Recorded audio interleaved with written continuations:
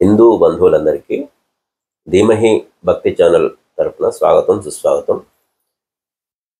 ఈ వీడియోలో మనము శివముక్కోటి గురించి తెలుసుకుందాం. అందరికీ ముక్కోటి ఏకాదశి గురించి చాలామందికి తెలుసు. ఈ శివముక్కోటి గురించి కొంతమంది పెద్దలకు పండితులకు మాత్రమే తెలుసు కనుక ఈరోజు దాని గురించి కొంత వివరణ ఇవ్వడం కోసం మీ ముందుకు రావడం జరిగింది. శివముక్కోటి అంటే ముఖ్యంగా రేపు 13వ తేదీన జనవరి 13, 2025 రోజున సోమవారం పౌర్ణమి, శివుని నక్షత్రమైనటువంటి ఆరుద్ర నక్షత్రము, భోగి పండుగ కలిసి వచ్చినటువంటి రోజు, ధనుర్మాసము కూడా కలిసి వచ్చినటువంటి అద్భుతమైనటువంటి రోజు. సోమవారము పౌర్ణమి ఆరుద్ర నక్షత్రం కలవడం వల్ల ఈ రోజును శివముక్కోటి అంటారు.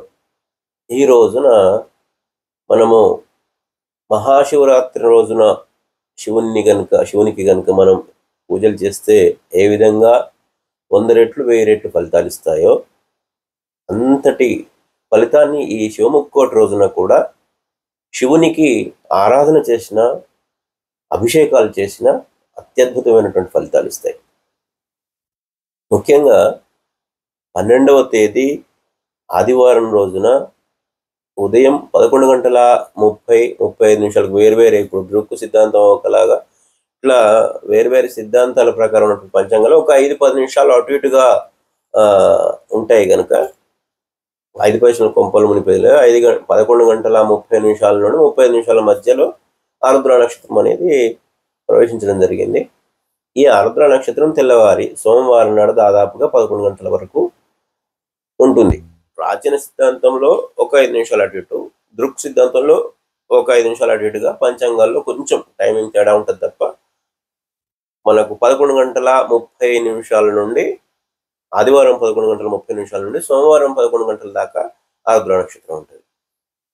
ఆరుద్ర నక్షత్రము సాయంత్రం పూట కూడా ఉంటుంది కనుక ఆదివారం రోజు రాత్రి బయటికి వచ్చి ఆరు బయట పైన చూసినట్లయితే ఆరుద్ర నక్షత్రం కనపడుతుంది. పెద్దవాళ్ళని కనుక, ఒక అవగాహన ఉన్నటువంటి పెద్దవాళ్ళని కనుక అడిగినట్లయితే ఆరుద్ర నక్షత్రాన్ని వాళ్ళు చెప్పగలుగుతారు. మిగతా నక్షత్రాల కన్నా కొంచెం బ్రైట్గా కనపడుతుంది, కొంచెం హైలైట్గా కనపడుతుంది. ఆ నక్షత్రాన్ని చూడడం అనేది చాలా మంచిది. చూడకపోతే కొంపలు ఉనిపోవు. కానీ విషయం చెప్తున్నా, నేను విషయం అర్థం చేయడం కోసం మాత్రమే చెప్తున్నా. తెల్లవారి సోమవారం రోజున ఎలాగూ భోగి పండుగ కనుక మనం ఎర్లీగానే లేస్తాం కనుక కొంచెం ఎర్లీగా లేచి బ్రాహ్మీ ముహూర్తంలో మీ కాలకృత్యాలు తెచ్చుకున్న తర్వాత, స్నానాలు పూర్తి చేసుకున్న తర్వాత, మీ భోగి మంట ఇవన్నీ కూడా ఫినిష్ చేసుకున్న తర్వాత శివునికి మీ ఇంట్లో శివలింగం అనుకున్నట్లయితే అభిషేకం చేసుకోవడం అంటే చాలా మంచిది, అత్యద్భుతమైనటువంటి ఫలితాలు ఇస్తుంది. శివుడు అమ్మవారు, పార్వతీ అమ్మవారు ఉన్నటువంటి ఫోటో ఉన్నా కూడా మీరు అంటే అభిషేకం చేసుకోలేమో కానీ అర్చన చేసుకోగలుగుతాం. శివాష్టోత్తర నామాలతోటి మనం పసుపు కుంకుమలు వేసి, పూలు ఒక్కొక్క నామానికి ఒక్కొక్క పువ్వు వేసి అగరబత్తి చూపించి మీరు చేసుకున్నటువంటి నైవేద్యం చూపించి చేసుకోవచ్చు. శివలింగం కనుక ఉన్నట్లయితే అత్యద్భుతం. శివలింగము కు వివిధ రకాల పదార్థాలు అంటే పాలు, పెరుగు, తేనె, నెయ్యి, చక్కెర, విభూది, లక్ష్మీ స్వరూపమైనటువంటి బిల్వదళాలతోటి కూడా అభిషేకం చేయవచ్చు. అదేవిధంగా పళ్ళ ముక్కలు, పళ్ళ రసాలు, ఈ విధంగా వివిధ పదార్థాలతోటి అభిషేకం చేసుకున్నట్లయితే ఒక్కో పదార్థానికి ఒక్కొక్క ఫలితం ఇస్తాడు శివుడు. కనుక మీరు ఇంట్లో కూర్చొని కూడా, అంటే దగ్గరలో మాకు గుళ్ళు లేవు, మాకు అందుబాటులో లేవు అని చెప్పేసి కనుక అనుకున్నట్లయితే ఇంట్లో కూడా ఈ విధంగా మీరు ఈ శివముక్కోటిని జరుపుకోవచ్చు. తెల్లవారిన తర్వాత మీకు ఆలయాలు కనుక దగ్గరలో కొనుక్కున్నట్లయితే శివాలయాల్లో మీరు వెళ్ళి మీ గోత్రనామాలు, మీ పేర్లతోటి కనీసం అర్చన చేయించుకోండి. ఇంట్లో అభిషేకం చేసుకున్నాము, మళ్ళీ అక్కడ చేసుకోవాలన్న గురుగారు అంటే చేసుకుంటే మంచిది. చేసుకోలేని పరిస్థితిలో ఉన్నట్లయితే కనీసం మీ పేర్ల మీద అర్చన చేసుకోండి.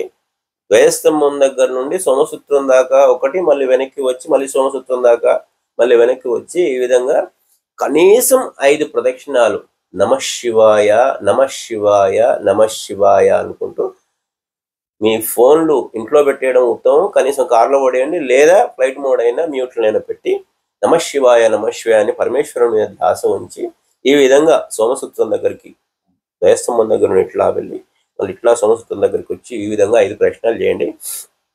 5 కన్నా మాకు ఎక్కువ చేతనైద్దండి. 11 చేయొచ్చు, 41 చేయొచ్చు, 108 చేయొచ్చు. కనీసం 5 అయితే చేయండి. చేసిన తర్వాత మీరు అభిషేకం చేసుకుంటారా, అర్చన చేసుకుంటారా, చేసుకున్న తర్వాత ఒక 5 నిమిషాలు ఆ ఆలయ ప్రాంగణంలో కూర్చొని స్వామివారికి నమస్కారం చేసుకుని ధ్యానం చేయండి.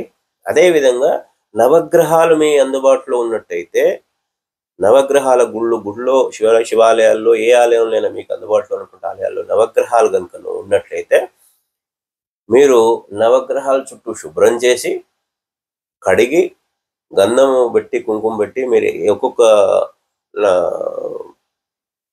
స్వామికి అంటే ఒక్కొక్క గ్రహానికి ఒక్కొక్క నైవేద్యం ఉంటుంది. మీ పూజారిని కనుక చెప్పినట్లయితే అడిగినట్లయితే ఏవేమి కందులు, మినుములు, నువ్వులు ఇట్లా ఈ విధంగా మనకి ఉంటాయన్నమాట. దానికి మనం ఆ నైవేద్యం పెట్టి 27 ప్రదక్షిణాలు చేయండి. 27 ప్రదక్షిణాలు నక్షత్రాలకు కనుక చేసినట్లయితే నవగ్రహాలకు కనుక చేసినట్లయితే మీకు చాలా మంచి ఫలితం ఇస్తుంది. శివునికి అభిషేకం చేసుకోండి, ఈ విధంగా మన నవగ్రహాలకు కూడా చేసుకోండి. ఇదంతా అయిపోయిన తర్వాత ఇదే రోజున భోగి పండుగ. ధనుర్మాసాన్ని పాటించలేని వారికి కూడా ఈ రోజున అంటే 13వ తారీఖున భోగి రోజున శ్రీరంగనాథుల వారు గోదాదేవి యొక్క కళ్యాణం జరుగుతుంది. మీకు వెంకటేశ్వర టెంపుల్లో కనుక మీకు అందుబాటులో ఉన్నట్టు కనుకైతే మీరు వెళ్ళి కనీసం స్వామివారికి నమస్కారం చేసుకొని రండి. లేదు ఇంట్లో మీకు వెంకటేశ్వర స్వామి, గోదాదేవి ఫోటోలు కనుక్కున్నట్లయితే వారికి కూడా పూజ చేసుకోండి. ఓం నమో వెంకటేశాయ అని 108 సార్లు అనుకుని స్వామివారికి అక్షంతలు వేసి పూలు వేసినా కూడా సరిపోతుంది. ఈ రోజున హరులు ఇద్దరికీ కూడా అద్భుతమైనటువంటి రోజు. పరమేశ్వరునికి సోమవారము, ఆరుద్ర నక్షత్రము, తర్వాత మనకి మన వెంకటేశ్వర స్వామికి అయితేనేమో ఏకంగా కళ్యాణమే జరుగుతుంది. కనుక ఈ రోజును ఎవ్వరూ కూడా వదిలిపెట్టకుండా సాధ్యమైనంత వరకు మీరు సద్వినియోగం చేసుకుంటారని ఆశిస్తున్నా. అయితే ఉపవాసము మరి మాకు పండుగ రోజు కదా ఉపవాసం ఉంటారంటే మీరు రెగ్యులర్గా సోమవారాలు ఉపవాసాలు ఉన్నట్టు కనుక అయితే ఈరోజు కూడా ఉండండి. లేదు మేము రెగ్యులర్గా ఉండము, మాకు ఓపిక లేదు అనుకుంటే మీ ఆరోగ్య పరిస్థితులను బట్టి మీరు ఉపవాసం అనేది ఉండండి. అంతే తప్ప మీరు పండుగ పూట మరి ఉపవాసం ఉంటే మరి మీతో ఇంట్లో కుటుంబ సభ్యులకి ఇబ్బంది అవుతుంది కదా అనుకున్నప్పుడు ఆ విషయం మీరు నిర్ణయం చేసుకోవాల్సిందే తప్ప ఉపవాసం ఉన్నట్లయితే చాలా మంచిదే, అంతవరకు ఓకే. కానీ మీ పరిస్థితులను బట్టి నడుచుకోండి. శివునికి తర్వాత వెంకటేశ్వర స్వామికి ఈ రోజున ఆరాధన చేయండి, చాలా విశిష్ట ఫలితాలు పొందుతారు. ఈ రోజును సద్వినియోగం చేసుకోండి. ఇది శివముక్కోటి. ఇది దాదాపుగా 100-110 సంవత్సరాలకు ఒకసారి రేర్గా వస్తుంది అన్నమాట. 40-50 సంవత్సరాలకు రేర్గా ఇంత మంచి కాంబినేషన్ వస్తుంది. సోమవారం, ఆరుద్ర నక్షత్రము, పౌర్ణమి, ఈ విధంగా మళ్ళీ పండుగ రోజు, మళ్ళీ భోగి రోజు. కనుక ఈ కాంబినేషన్ను మీరు వదిలిపెట్టకండి, అత్యద్భుతమైన ఫలితాలు వస్తాయి. ముఖ్యంగా మనకు దక్షిణాయనం పూర్తయి ఉత్తరాయణం వస్తుంది కనుక ఈ ఆయనం చేంజ్ అవ్వడం వల్ల ఏంటంటే వాతావరణంలో కూడా కొంత మార్పులు జరుగుతాయి. కనుక ఈ వాతావరణానికి మన బాడీ ట్యూన్ కావాలి. కనుక ఈ శివునికి అభిషేకం చేసుకున్నప్పుడు విభూతి, బిల్వదళాలతోటి మనం అభిషేకం చేసుకున్నట్లయితే అనారోగ్య సమస్యలు రాకుండా కాపాడుతుంది. తర్వాత ఈ మనం శివునికి మనం ప్రదక్షిణాలు చేసుకోవాలి అని చెప్పేసి అన్నాం కదా. ఓం నమ శివాయ, నమ శివాయ, నమ శివాయ, నమ శివాయ అని కూడా చేయాలి. నమ శివాయ కాకుండా మనకు త్రయంబకం మృత్యుంజయ స్వామి మంత్రం కనుక వచ్చినట్లయితే త్రయంబకం యజామహే ఇది కూడా చెప్పుకొని మనము 5 ప్రదక్షిణాలు లేదా 11 ప్రదక్షిణాలు లేదా 41 లేదా 108 మీకు ఎంత చేతనైతే అంత చేయండి. మనస్సు మాత్రం శివుని మీద లగ్నం ఉంచి చేయండి. మాకు ఏ ద్రవ్యాలు లేదు స్వామి, మాకు ఏవి అందుబాటులో లేవంటే చెంబడి నీళ్ళు పోస్తే చాలు, శివుడు చాలా సంతోషపడతాడు. అందరికీ ఆ పరమేశ్వరుని ఆశీస్సులు, అందరికీ ఈ పండగ శుభాకాంక్షలు, భోగి పండగ శుభాకాంక్షలు.